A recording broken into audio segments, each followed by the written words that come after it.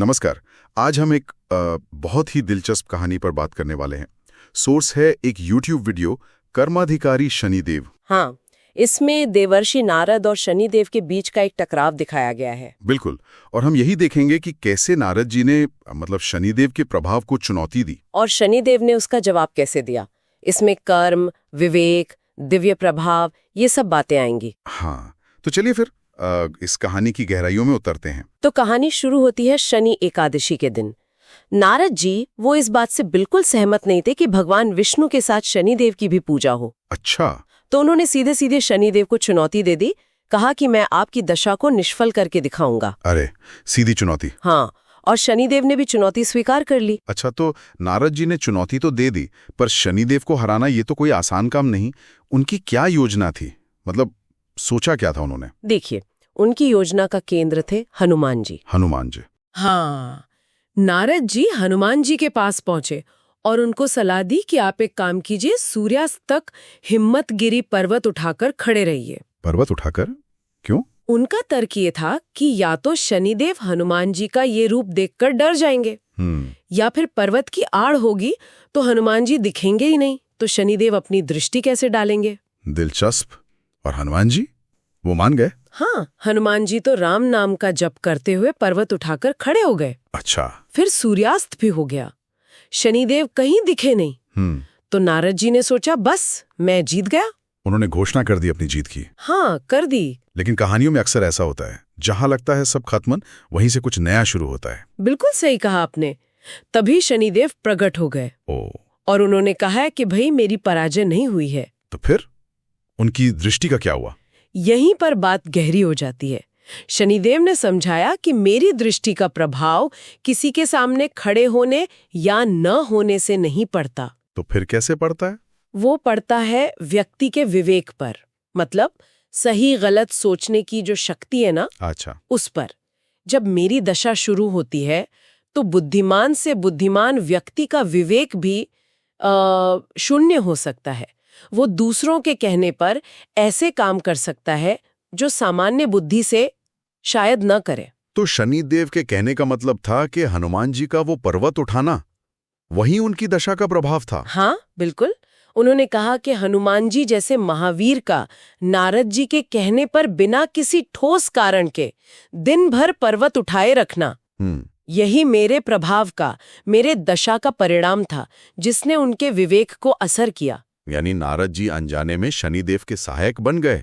एक तरह से शनिदेव ने कहा, जीत तो मेरी हुई, नारद की नहीं। ये तो बड़ा अलग दृष्टिकोण है। हनुमान जी की भक्ति और राम नाम जप, और दूसरी तरफ शनि का प्रभाव। हाँ, यही द्वंद्व है। शनिदेव ने आगे ये भी साफ किया कि उनकी दशा या दृष्टि असल में एक परीक्षा है। परीक्षा किस चीज की? व्यक्ति के विवेक की, उसके कर्मों की।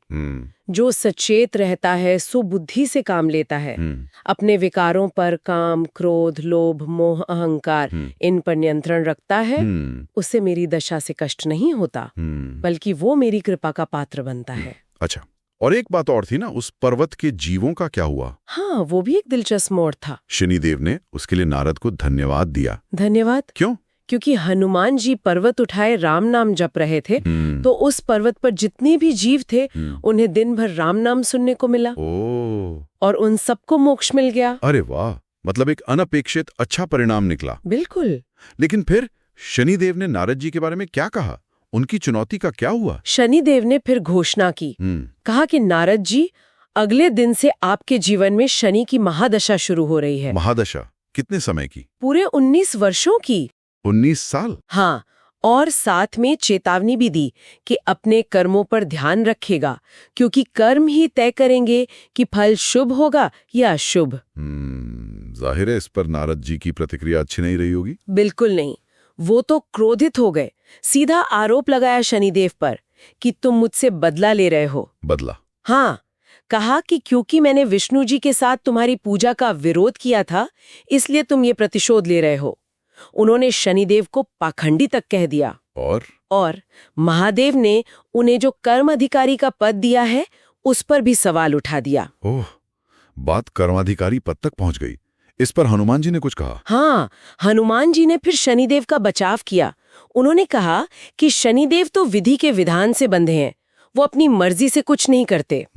और फिर हनुमान जी ने कर्म अधिकारी पद की उत्पत्ति की कहानी सुनानी शुरू की। अच्छा, वो क्या कहानी? कि कैसे महादेव और आदिशक्ति ने भैरव भैरवी का रूप लिया, धर्मलोक और मृत्युपाश का निर्माण किया, ताकि प्राणियों के कर्मों का सही सही आकलन हो सके। और फिर इस पद के लिए संचालक चुनने की बात आई होगी। हाँ, तब सूर्यदेव ने अपने पुत्र यम का नाम सुझाया। यमराज का? हाँ, लेकिन तभी शनिदेव वहां आ गए और उन्होंने कहा कि ये पद योग्यता के आधार पर मिलना चाहिए, रिश्तेदारी से नहीं। अच्छा, उन्होंने दावेदारी पेश की। हाँ, उन्होंने कहा कि मुझे भी अपनी योग्यता साबित करने का अवसर मिलना चाहिए, एक प्रतियोगिता होनी चाहिए। और ये मांग मान ली गई? मान ली गई, और शनिदेव ने संकल्प लिया कि वो कर्मों में भेद करना सिखाएंगे और अपने सिद्धांतों को प्रमाणित करेंगे। तो कुल मिलाकर ये कहानी एक साधारण सी चुनौती से शुरू हुई। हाँ, और कर्म, विवेक, न्याय, यहाँ तक कि अनपेक्षित परिणाम जैसे गहरे सवालों तक पहुंच गई।